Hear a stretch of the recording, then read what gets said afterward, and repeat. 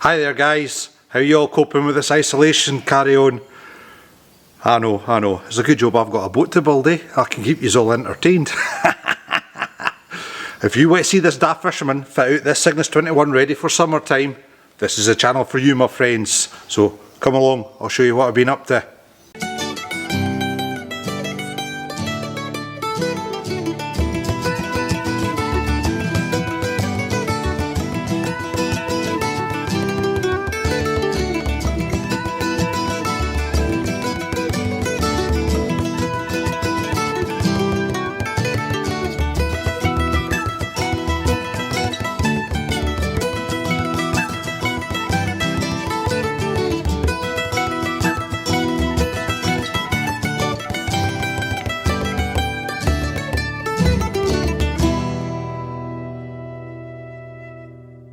Right boys and girls, I'm sorry this is going to be another waffling video.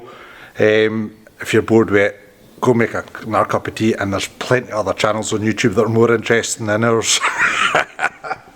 Anyway, last time we got up to the hydraulics, this time we're going to go on to the exhaust and just basically run through a few things, and hopefully we'll get through basically up to date, so by Saturday, hopefully, fingers crossed, we'll be able to make a half decent video for you all. Right, so guys, down here we've got our exhaust system. Now I've said this in a previous video before, but for those of you that are new to the channel, very warm welcome by the way. This is our exhaust system. It's also a water system for the Lindsay B, and we've got a 43 beta underneath here, and basically we had to get a high-rise gooseneck for the exhaust system because I wanted everything underneath the deck. Now they were not cheap, I think it was about £230 just for this wee gooseneck thing, and then we go down into our waterlock. Now on the Seafish guidelines, each engine is meant to have at least one water trap, but luckily for us the Lindsay B has two. So we're going from here, and this wee item here is a temperature sender. Basically obviously reads the temperature of the exhaust to make sure it doesn't get too hot. But I think these Vetuses have been well basically tested, and they've actually ran them dry for hours and they've still not melted, so that was one of the whole reasons I actually bought that water trap. Now if we're going up underneath, and here we go to our gubbins side. Oh, hold on now guys, I'm so sorry.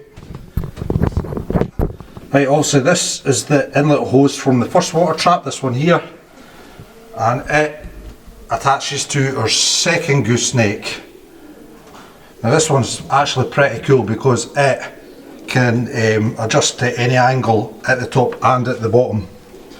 So if you've got an awkward area to fit, these are the bad boys to get. And then obviously the water trap goes right out, and this is the outlet itself guys at the back of the boat. Now, I don't know if you can see that, it's hard to do it from this side, but that has got a little rubber sort of seal there, and it's no seal, it's a flap, and basically when the water comes out it opens up, but it stops. If any water comes up the back of the boat, it'll stop the water going in that way, which is always handy, especially if you've got a lot of weight on the back of the boat and you've got a following sea. Perfect. It's nice and high as well, but you know what the sea's like, it's always got a wee slap and a tickle now and again. So boys and girls, this is our seacock. Sorry, there isn't much room for camera work. When we first fitted this, I had my very good friend Stuart Bell come up from down south to give me a little hand, and we done the seacock directly to the hull. Now after our good viewers got me in touch with the Seafish website, where you actually got the build constructions, we had to put a backing pad on it. So everything that Stuart and I done, I had to strip that down, put a wee bit of padding on, get it glassed over. Now it's absolutely solid. Now for those of you that don't know much about raw water systems, this helps keep the engine cool. Yes, it is rather big, but we'll not go into that one. It has an on-off handle here. and basically that can shut, what's it, it's stiff because it's new, that can actually shut off the water coming in to the strainer. This is also called a glass top strainer as well. And there we go. Now the water comes, I don't know now guys, for goodness sake. I'll have a look down here for you, so if you can see that okay. No, that's not going to happen. Right, basically the water comes up through here, stops on the cap and then back down the hose. Now you've got a wee wire basket in here, and that's to catch any rubbish that may get sucked in into the engine. And basically that's all the second strainer is for as well. And obviously I can't put that back in. So always when I'm on camera, so obviously the water goes into this isolated area here, and there's a basket in there as well to catch any rubbish. Know that we should get a lot of rubbish, especially with the strainer we've got on the outside. And then it goes through and into the pump, and then the pump passes it around the engine the way it should to keep it cool. So we've got all that put in, and obviously that's it earthed as well. Sorry for the dodgy camera work guys. Like I say, there ain't a lot of space. I wish I had my Cygnus 32. I struggle for space in that, never mind in this wee thing. So there we go guys, that's the raw water system in as well. I do apologise, I'm actually doing work while I'm talking to you, but you know. Right, should I take you through the diesel system? I think we should. I think we should do the tank, and then that could be up to date. Hopefully I'll get this within 7 minutes, we'll see, because I have not got very good internet. Right folks, this is our tank in place. Yes, I've got a lot of pipes coming off it and stuff like that, but I'll explain about that later. 170 litre Vitas tank, a bit big for a little boat, but here you go, what's done's done. Now when I got the kit, Vitas supplied these lovely straps, however there was nothing to tie them down to. I think what they're thinking is you strap the strap round that way and you have your blocks or whatever, but obviously I've made a diesel tray and there was nowhere to put the straps, so I had to buy these wee D-shackles, no D-shackles, D-pads they're called. 4 of them, and they're screwed into the bottom of this, and that's not going to move anywhere. The whole tank is actually pretty solid, and that's without fuel in it.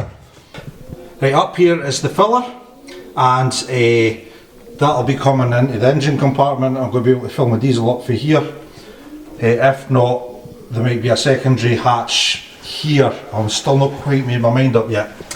This is a breather hose which we've got already attached. This is the flow for the engine, which will go to a shut-off valve. Then it'll go to a Racker 500 filter before it goes to the engine to be filtered again by the engine. And then we've got a return pipe here. Now this is all 10mm, and I think the engine's only 8mm, but I've got conversion kits for that. And at the top of the tank we've got an extra breather as well. Now the breathers are an inside diameter of 16mm, and that's, once again, that's a regulation by Seafish that it must be a minimum of 16mm for a breather tank. So we've got 2, one at each end, because obviously the opposite end is at the baffles. So if there's a gas build up, there's nowhere else for it to go. So I thought we'll spend a wee bit extra money, we'll put an extra breather in there and we'll take that up and out the way, so the tank's got plenty of breathing. Plus that should stop the diesel bug, because basically the diesel bug happens when there's condensation in the tank, and the reason you get condensation is because it's not been ventilated properly. So now hopefully the tank will be ventilated properly. Right guys, I think we've done it. I think we're up to date. I'm busy making beams now. Also, that might be Saturday's video, I'm not quite 100% sure yet, but we shall see.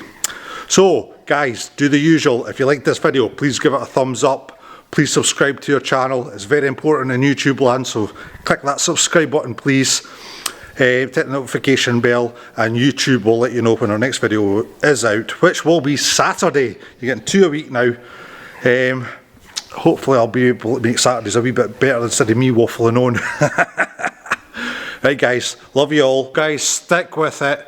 You know you can do this. This is easy. I mean, what else? I mean, imagine what our grandparents had to go through with the war and they were rationed. That's all I'm saying. So, stick with it guys. It'll be over before you know it. Right, all the best my friends. Take it easy now.